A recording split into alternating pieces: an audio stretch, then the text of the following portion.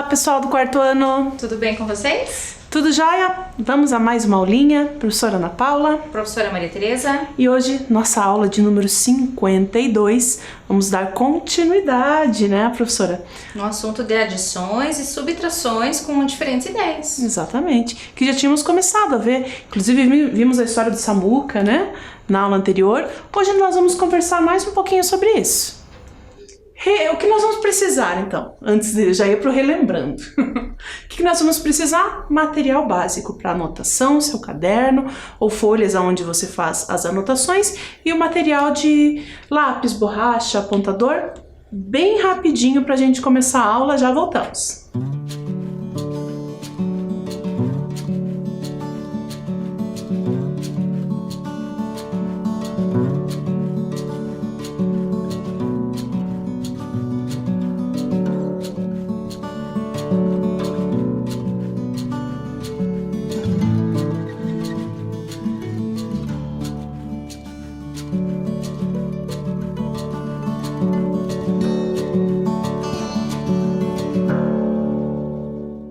Agora sim, vamos relembrar.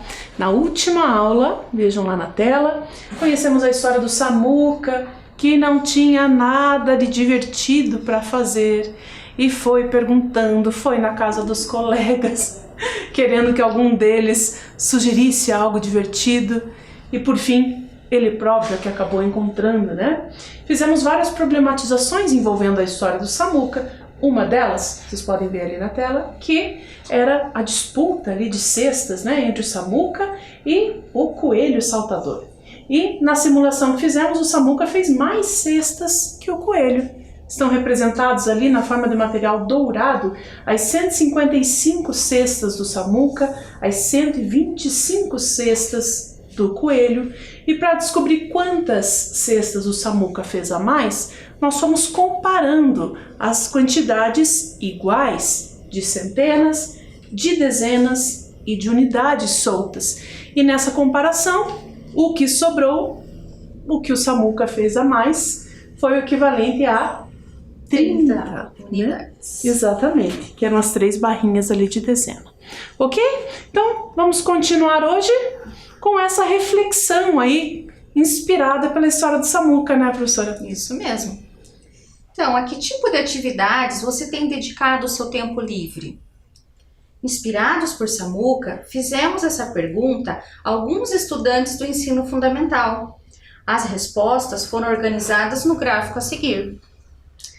Então, alguns estudantes comentaram aí, nos trouxeram essas informações do que é que eles têm feito. O que você tem feito no seu tempo livre, professora? Estudado bastante. Não temos tido muito tempo livre. E vocês? Também têm estudado bastante, com certeza, né? Mas além de estudar, vejam aqui o que os nossos estudantes, alguns deles, também nos responderam. Vejam ali na tela. Passatempos preferidos dos estudantes, nesse período aí em que estamos mais em casa, né?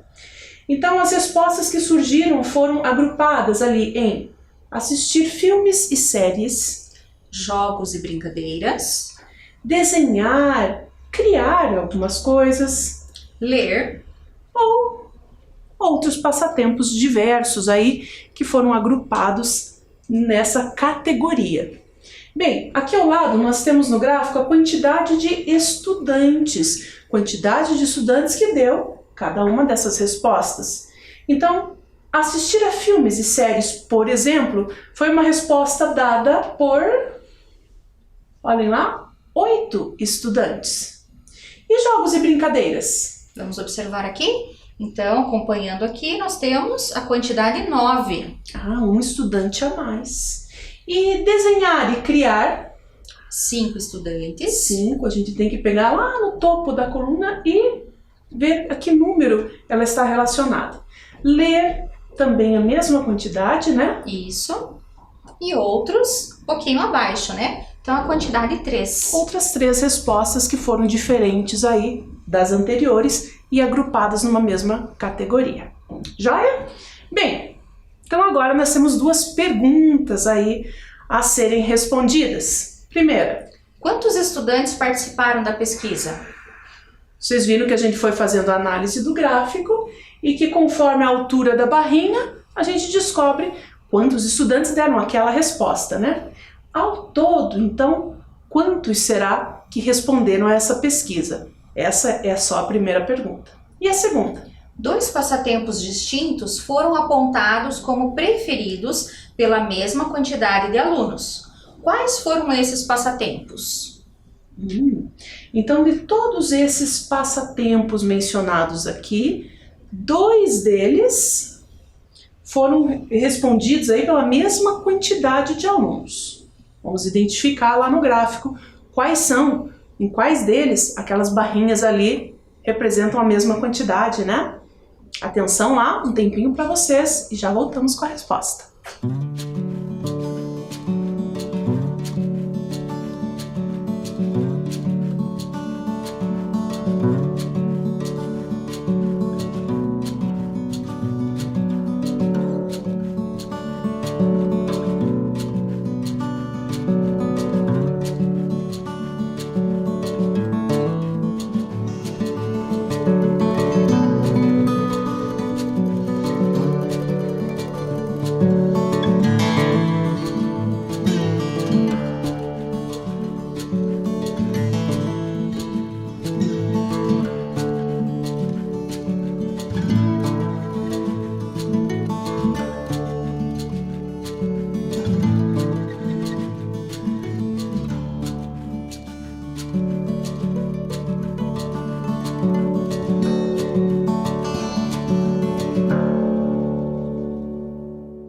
Então, tudo certinho?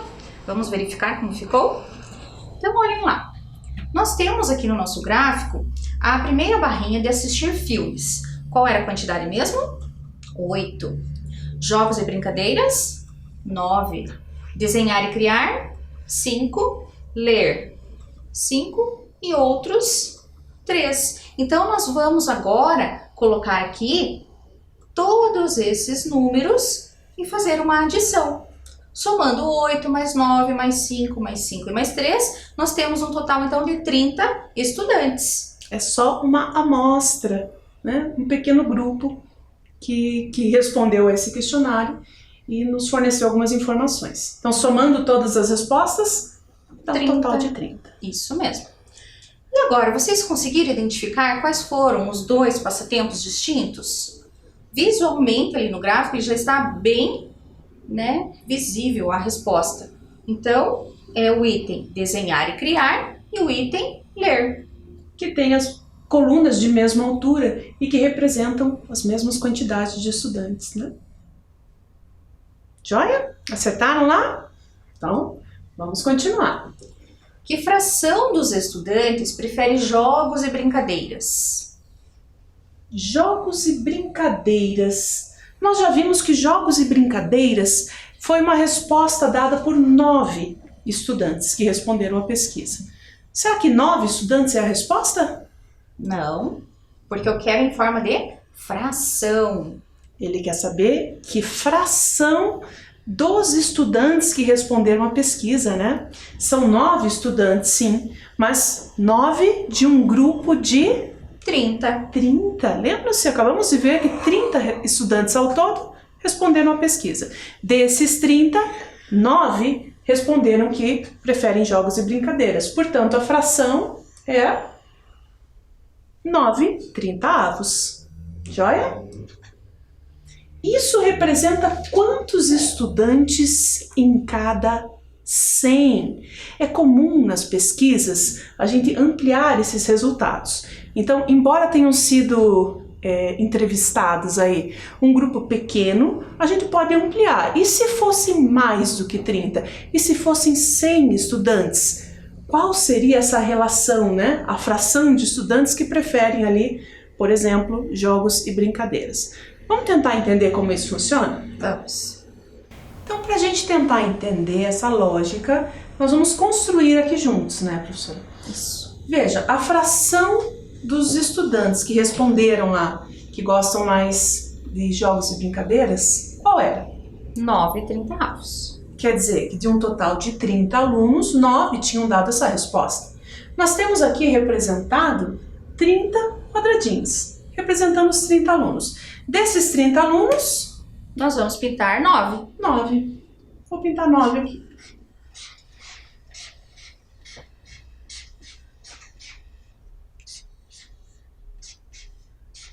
Qual que é a posição? Escolhi essa aqui.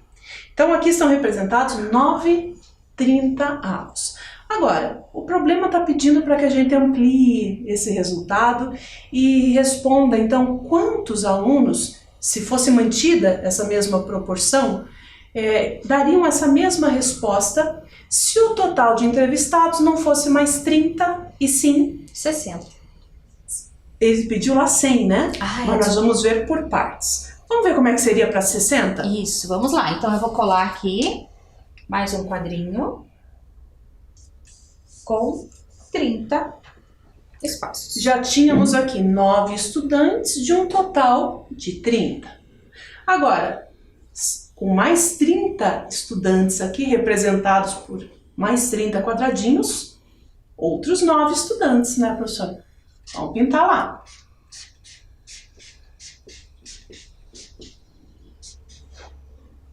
Quantos já temos? 18. 18 quadradinhos pintados de um total de 60. 60. Mas não é 60. O problema é que a gente chegue a 100. Então, mais vamos 30. continuar, mais 30. Por quê? Porque sabemos que a cada 30, 9 deram essa resposta. Então, mais 30 estudantes representados pelos 30 quadradinhos. Vamos pintar mais 9.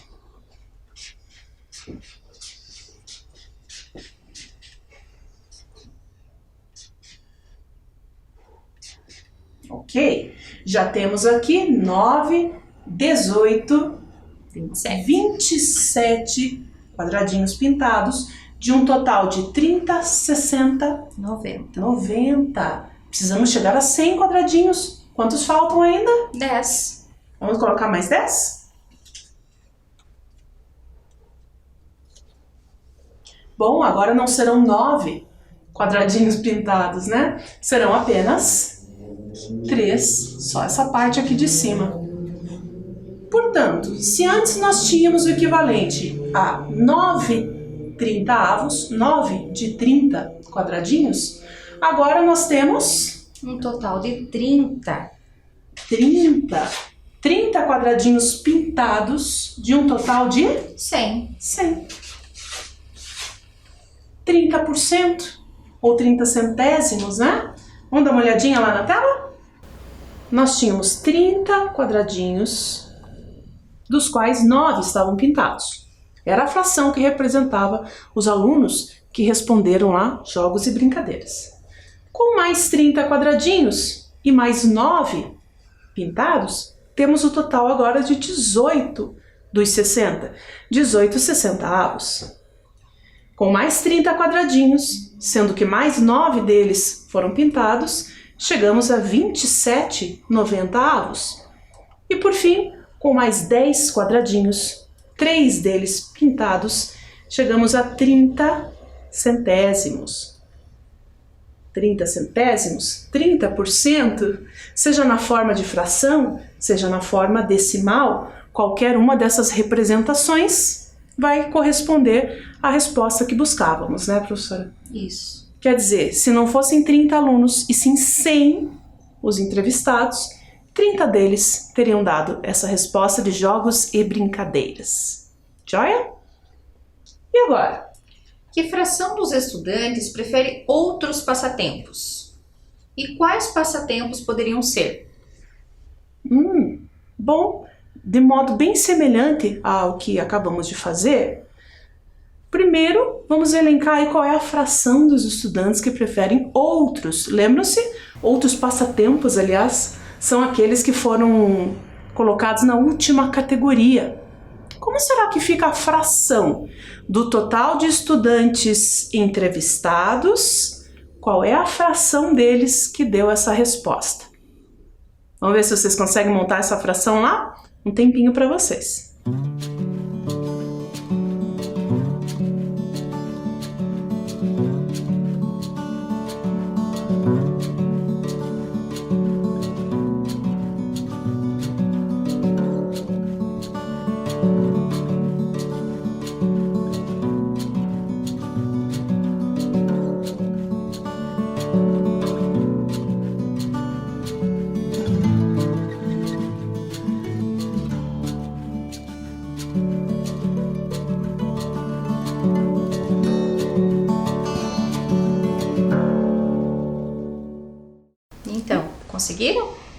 Vamos ver como ficou?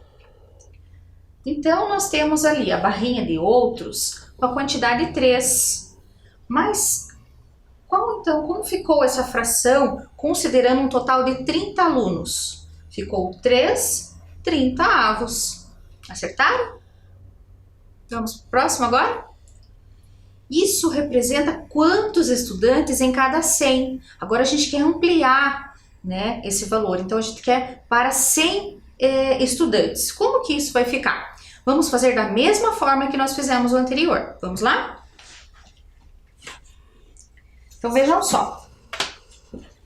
Representado aqui, nós temos novamente 30 quadradinhos. Nós vamos aqui pintar 3, certo? Então, vou representar aqui. 1, 2, 3. Poderia ser de qualquer outra forma, tá? Mas então aqui eu estou representando 3 30avos de uma quantidade de 30. Mas eu quero ampliar isso. Então eu vou repetir esse quadro aqui e ficaremos num total de 60. Quantos quadradinhos eu vou precisar pintar aqui? Novamente, 3. 3 quadradinhos. Então vamos lá. Porque para cada 30 quadradinhos, pintamos 3, que é o equivalente à resposta outros passatempos. Isso, mas não chegamos ainda na quantidade de 100. Então, nós vamos repetir novamente outra malha quadriculada aqui com 30. E novamente aqui eu vou marcar 3. Vamos ver aqui quantos quadradinhos nós temos? Então, 30 mais 30, 60, mais 30, 90. Isso. E ficaram faltando 10 quadradinhos. 10 quadradinhos. Porque o problema é que a gente veja, pense nesse resultado ampliando, né, para 100 estudantes. Isso. Mas e agora? Será que eu vou precisar pintar 3 ali? Não, porque a gente só pinta 3 a cada 30. Aqui nós só temos 10. Só temos uma parte, né, dessa malha. Isso, e o 10 representa o que do 30? O 10 representa a terça parte, né? 1/3 apenas. Então, se a malha quadriculada, que era de 30 quadradinhos, passou a ser de 10, foi reduzida a terça parte, a quantidade de quadradinhos que vamos pintar também deve ser reduzida, né? Na mesma proporção. Isso. Ao invés de 3 quadradinhos pintados, a terça parte, apenas um. Muito bem. Então, vamos verificar aqui. Então, nós temos 30 mais 30 mais 30, 90. Mais 10, 100. Estão representados 100 estudantes. E quantos votaram nessa opção outros? 3 mais 3, 6. Mais 3, 9. Mais 1, 10. E como que vai ficar essa fração, então? 10 quadradinhos de um total de 100. Joia? Olha lá na tela, então. Então, tínhamos lá dos 30 quadradinhos, dos 30 alunos entrevistados, 3 deram a resposta outros passatempos. Se fossem 60 alunos entrevistados, teríamos 6 ao todo dando essa resposta. Se fossem 90 alunos entrevistados, passaríamos então a ter 9 alunos dando essa resposta. E, completando até 100 estudantes entrevistados, teríamos um total de 10 que votariam na opção outros passatempos. 10% ou 10 centésimos, tanto em fração quanto na representação de número decimal. Bacana, né? E qual agora? a diferença entre a fração dos estudantes que preferem jogos e brincadeiras e a fração dos que preferem outros passatempos? A gente já vem algumas aulas trabalhando com esse raciocínio de qual a diferença, né, professora? O raciocínio é sempre o mesmo. Bem, nós sabemos que jogos e brincadeiras foram representados lá por 30%, né, dos estudantes. Enquanto que outros passatempos foi a resposta dada 10%. por 10% dos estudantes. Qual é a diferença entre uma fração e outra? Em geral, para calcular a diferença, há uma operação que a gente pode ser usada como estratégia, né, professora? Sim. Qual é? A subtração, né? Vejam lá na tela. Então, os 30% que representam os alunos que votariam aí em jogos e brincadeiras e 10% que votariam em outros passatempos. A diferença entre uma fração e outra é de 20%. 20%, ou em forma decimal, 20 centésimos desses estudantes, ok? Agora, não mais a diferença, e sim quanto daria essas duas frações juntas. Vejam lá. Juntos, esses dois grupos formam que fração do total de estudantes que responderam à pesquisa? E agora? Juntos, então nós vamos adicionar, né, os 30% com os 10%, chegando a um total de 40%. 40%, seja na forma de fração, seja na forma decimal. Esses 40%, esses 40 centésimos, corresponde a mais ou menos que a metade dos estudantes? Nós estudamos isso nas aulas passadas. Sim. E agora? Chega mais ou menos que a metade? A metade, vimos, corresponde a 50%. 50 de 100, 50%, 50 centésimos. Se nós chegamos ao total de 40, é porque é quase lá. Ainda não chegou à metade. Vejam lá. Então, isso corresponde a menos, pois a metade seria 50 centésimos ou 50%. Isso aí, ok? Bem, mas agora nós vamos relembrar a aventura do Samuca, né, professora? Nós já trabalhamos um pouco com adições e subtrações, envolvendo aqui tanto as frações quanto a representação em números decimais. E agora vamos continuar aí refletindo sobre os números decimais com a ajuda da turminha do Samuca. Olhem lá. Esse é o cenário que representa o local onde o Samuca e a turma dele moram. O lugar chama-se Vale Sete Árvores. Olha, professora, eu contei mais de 7 árvores ali, hein? Por que será que tem esse nome? Vai ver no início, quando deram esse nome, só existiam 7 árvores.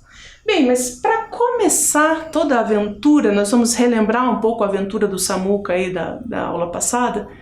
E precisamos descobrir onde é a casa dele, né? Sim. Porque ele saiu de casa e começou a ir na casa dos colegas. Será que vocês conseguem localizar a casa dele lá? Ah, acredito que sim. Vamos dar uma olhada? Um tempinho para vocês. Vamos tentar achar a casa do Samuca.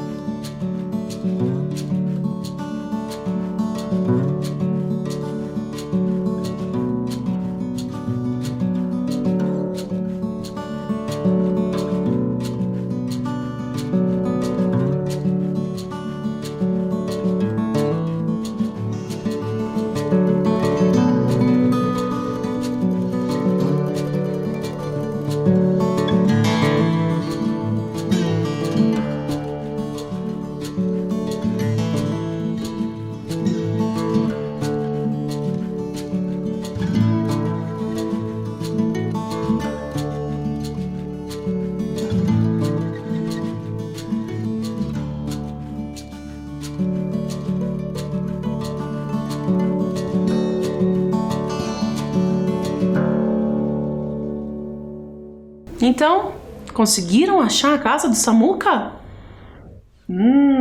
São tantas casas, tantos lugares ali, né? A casa do Samuca, vejam ali na tela, está aqui. Na verdade, é a casa do Samuca e da Sofia. Lembra que no início da história, o Samuca foi até o quarto da Sofia e ela não estava na biblioteca? Isso, ela foi buscar mais livros. Isso, a irmãzinha dele.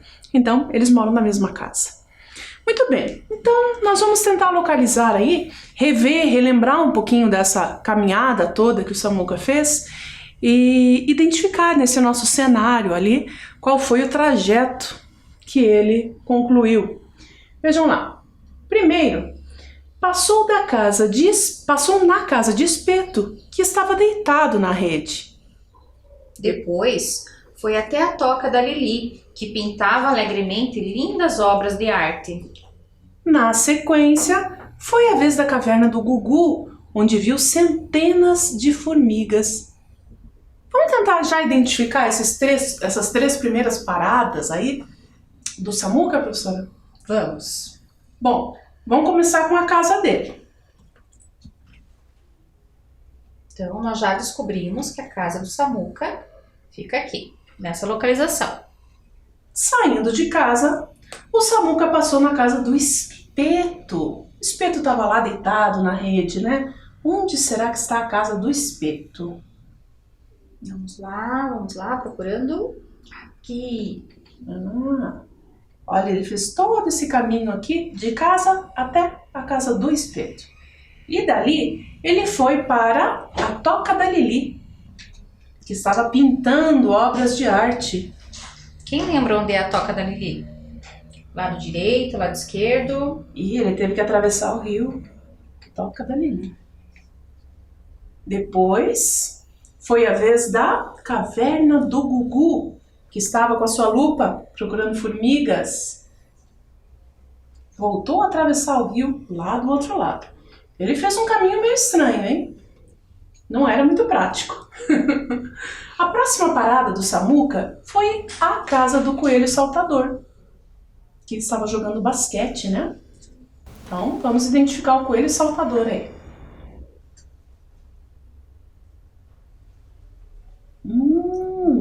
Era um buraco do Coelho Saltador. E, por fim, ele foi à casa da Aline Roedora. A Toca da Aline. Foi lá que a mente dele se acendeu como uma lâmpada e ele teve uma excelente ideia sobre como poderia se divertir. Bom, vamos tentar visualizar aqui esse trajeto todo que o Samuca fez? Bom, a gente já sabe que ele saiu da casa dele, já tínhamos identificado ali onde era a casa do Samuca, e dali ele foi direto para a casa do Espeto. Do Espeto, que estava lá na rede. Então nós vamos identificar aqui. Da casa do Samuca à casa do Espeto. Vamos pôr uma etiquetinha ali, professora, para indicar que é a casa do Espeto? Só para ficar mais visível. E depois? Ele foi para casa, para a Toca da Lili. Para a Toca da Lili, olha lá. Atravessou o rio, foi lá para o outro lado na Toca da Lili. Vamos identificar também. Da Toca da Lili, ele voltou para o outro lado do rio, porque ele foi lá para a caverna do Gugu. Ok. Da caverna do Gugu, ele veio para o buraco do Coelho Saltador. E só então é que ele foi para a toca da Aline Roedora, onde a mente dele se iluminou como uma lâmpada. E ele teve uma grande ideia. Vamos cortar esse pedacinho aqui? Vamos. Ficou sobrando, né? Então a gente vai cortar. O caminho do Samuca finalizou ali. Joia? Agora, nós temos também as informações da distância, né, professora? Entre um ponto e outro aí, uma parada e outra, de todo esse percurso do Samuca. Dá uma olhadinha lá na tela. O quadro a seguir apresenta as distâncias percorridas por Samuca. Da casa de Samuca até a casa de Espeto, a distância de 63,8 metros. Da casa de Espeto até a casa da Lili, 85,4 metros. da Toca da Lili à caverna do Gugu, 73 metros. da caverna do Gugu até a casa do Coelho Saltador, 36,2 metros. e por fim, da casa do Coelho até a casa da Aline Roedora, 77,2 metros. Uau! Ele fez uma verdadeira maratona, não? Então vamos identificar aqui. Nós temos as medidas da casa do Samuca até a casa do Espeto, 63,8 metros. É essa a distância de uma casa à outra. Em seguida, da casa do Espeto até a casa da Lili, 85,4 metros. andou um pouco mais longe. Bom, esses dois trajetos aqui se cruzam, né, professora? Vamos deixar um combinado? Que aqui, vamos deixar aqui a A distância Vamos. entre a casa do espeto e a casa da Lili é essa marcação, 85,4. E depois, da Lili até o Gugu? Foram 73 metros. Então, marcadinho aqui 73 metros. Do Gugu até o coelho saltador? Foram 36,2 metros. E o coelho saltador foi a última parada, porque a próxima já fechou o trajeto dele, que foi na casa da Aline, 77,2 metros. Vamos combinar que a distância da casa do coelho à da Aline nós vamos marcar aqui, pode ser? Pode. Ali em cima. Caramba, quanto ele andou, hein? Muito. Dá uma olhadinha lá na tela. Considerando separadamente cada percurso, qual foi o mais longo e qual foi o mais curto? Então, nós temos aqui marcados todas essas distâncias, né? Temos ali no quadro também e precisamos determinar qual desses trajetos aí foi mais longo, qual é o número que representa a maior distância e qual é o que representa a menor. Ok? Então, um tempinho para vocês, vamos ver se vocês descobrem.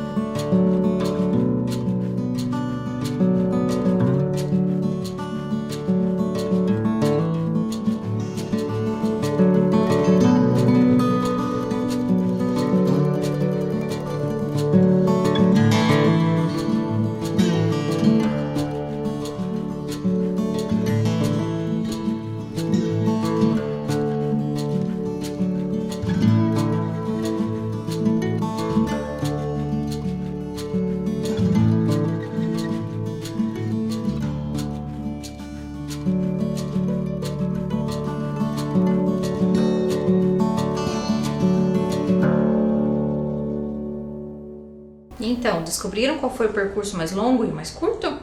Vamos observar aqui na tela, então? Vejam só, o percurso mais longo foi da casa do espeto até a casa da Lili. Olha a distância que ele andou, 85,4 metros. E o percurso mais curto foi a distância da caverna do Gugu até a casa do coelho saltador, que foi de 36,2 metros. Uma boa diferença, hein? Sim. Muito bem. Bem, então, agora vocês vão fazer a anotação desse mesmo quadro que usaram ali para definir a distância mais longa e a mais curta, mas com uma proposta um pouquinho diferente. Vão escrever o quadro e vão identificar em ordem crescente cada um desses percursos, colocando, por exemplo, como número 1, registrando o número 1 ali ao ladinho daquela distância que é menor. Em seguida, a próxima, um pouquinho maior do que ela, a próxima, um pouquinho maior do que ela, numerando cada uma dessas 1, 2, 3, 4, 5 distâncias, 5 trajetos, da menor até a maior. Ok? Coloca a data, o conteúdo de hoje, anota o quadro lá e já voltamos.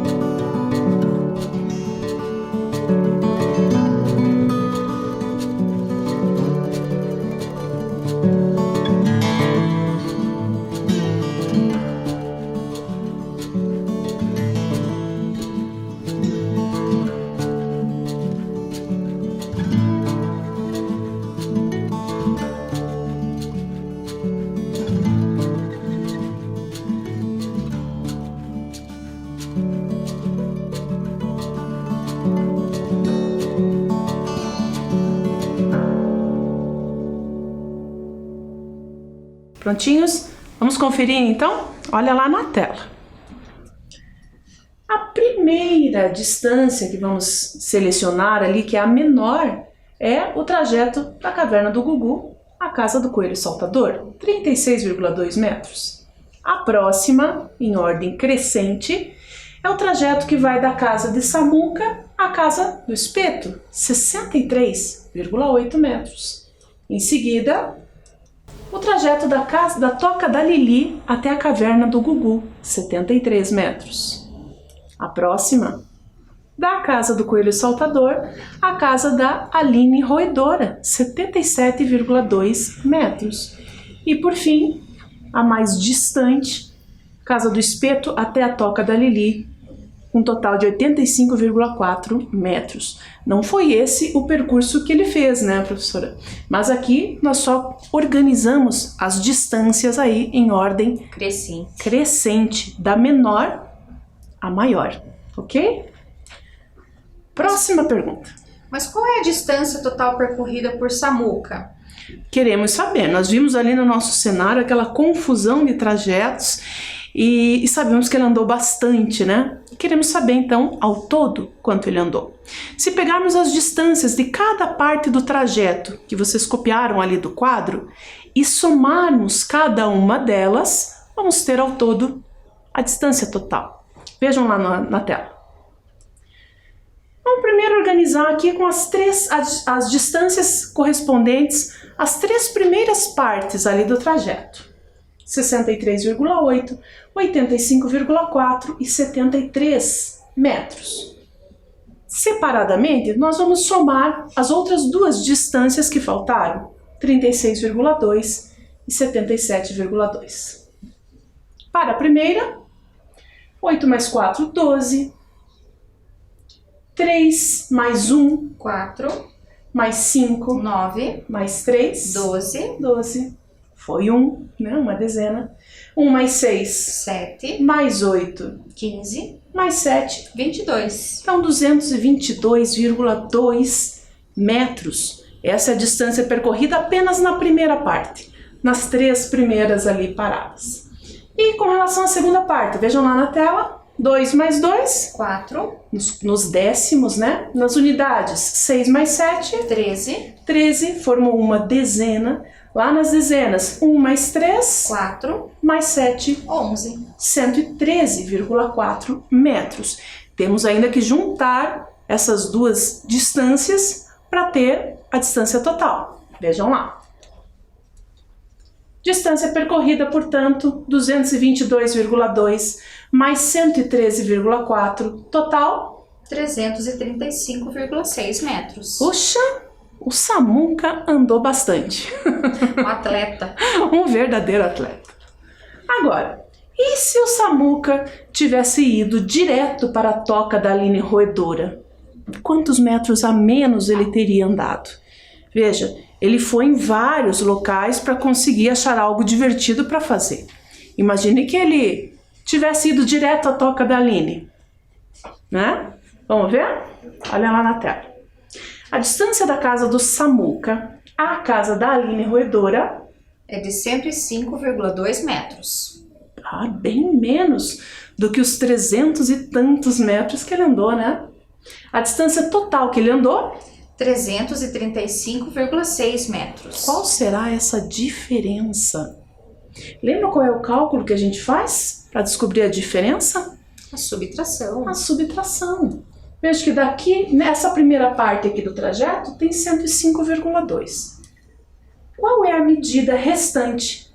A medida restante é que vai identificar, vai dizer para nós o quanto a menos ele teria caminhado, né? Será que o pessoal consegue descobrir? Acho que sim. Vamos dar um tempinho? Já voltamos.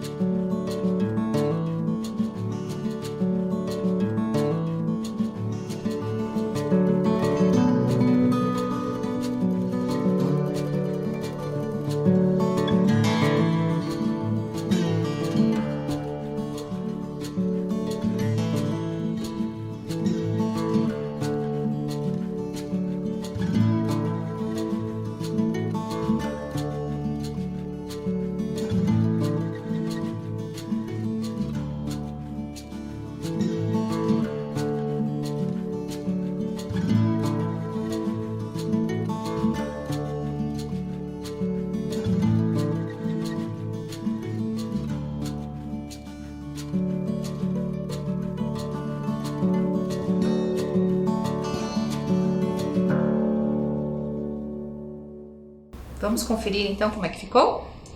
Olha só. Organizando então a diferença entre 335,6 metros menos 105,2, nós teremos 6 menos 2, 4 décimos, 5 menos 5, 0, 3 menos 0, 3 e 3 menos 1, 2, 230,4 metros. Ele teria andado a menos, caso tivesse escolhido esse percurso. Mas na verdade foi todo esse trajeto, né, toda essa aventura que fez com que ele chegasse à conclusão que ele também pode se divertir sozinho. E agora é a hora do nosso quiz. Vamos lá. Perguntinhas finais. Se a distância da casa de Samuca até o mercado é de 30,5 metros, que distância ele percorre ao todo para ir e voltar? Opção A, B ou C?